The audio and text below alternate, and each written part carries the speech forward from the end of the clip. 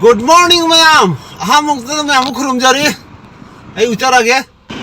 Silai dai kham lai de. Customer su lai. Customer te ngan jakhi ke du gai uchara ke. Maman adu gi juna lising ama cha cha jang khai loin chap manare. A chap mane lising ama cha cha jang khai. Chi chap mane. Engin apam khan biro. Lupa chama discount lakani. Singo chate jang khai lupa chama discount lakani.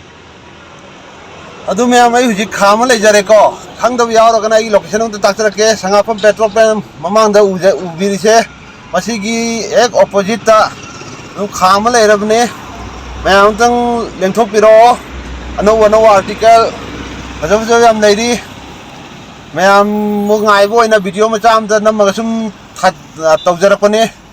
mayam ta miyang ta biramo article mayam se apam yaw so commenter drop to biramo sida boots mayam leire Chelsea boots stock yam leiri ko mayam am ta lengthok piro support oi nam ta lengthok piro 42 ne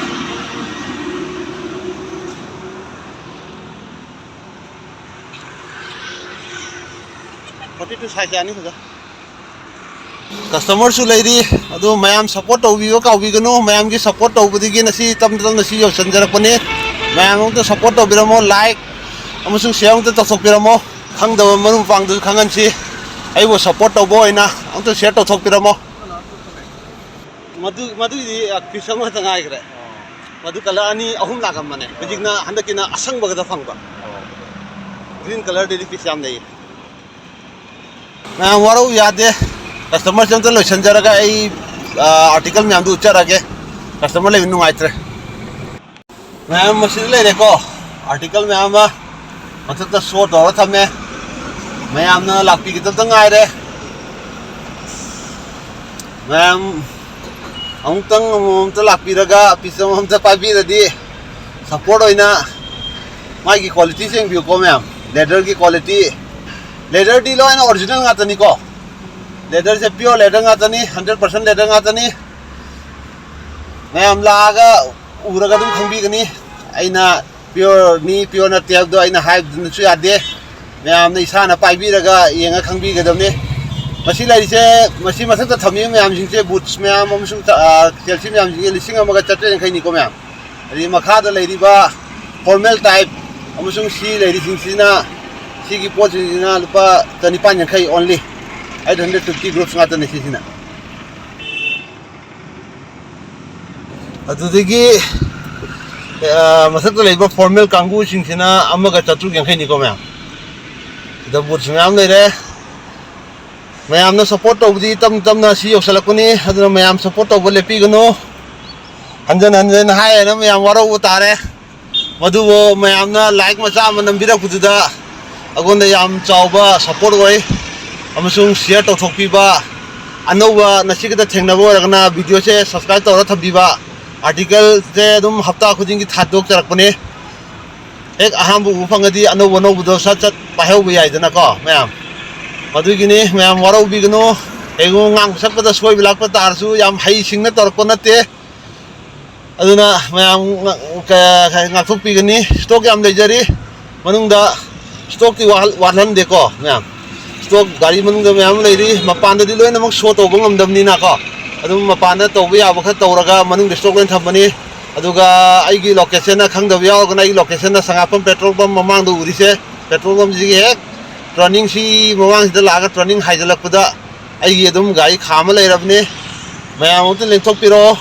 mayam na support to budigi hujipo khang leini natadi mayam na support to biram da daring hanna to phokrani nungsasu tan sai nongsu mangi gyan ta de tawdru lila se nong churakadaw su mali wai go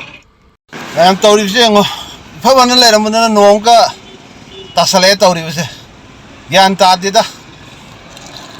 kusala thamne mayam choti da ai di chola waina pakhat lorab ne do mayam cholhok de chot pe gi di adu chubra chude adudigi sa de gyan ta de to se sini ne lai ro punchi se adu hona do yade mayam hona bale pa yade nong chugira nungsa sagera mayam ki support leirimnina honadab yade honaba tabni kaidoni haifam khangde adu khara ngairaga amuka cheranga silak thoga amuka phamma tabni choti chote da aidi chola bana pakhalupni choti cholaudre to ta su ta de tawri lila se kha paga kha muang malala mong ka lep khare tawri se lakri lawe khangde sini aduni adu bo hona dabdi adamni kaidoni thama lei tabni ngak yengu tabni mayamna support tawbibdigi nasi sum tawduna si yoksalaibnina mayamgi support to bangan be ade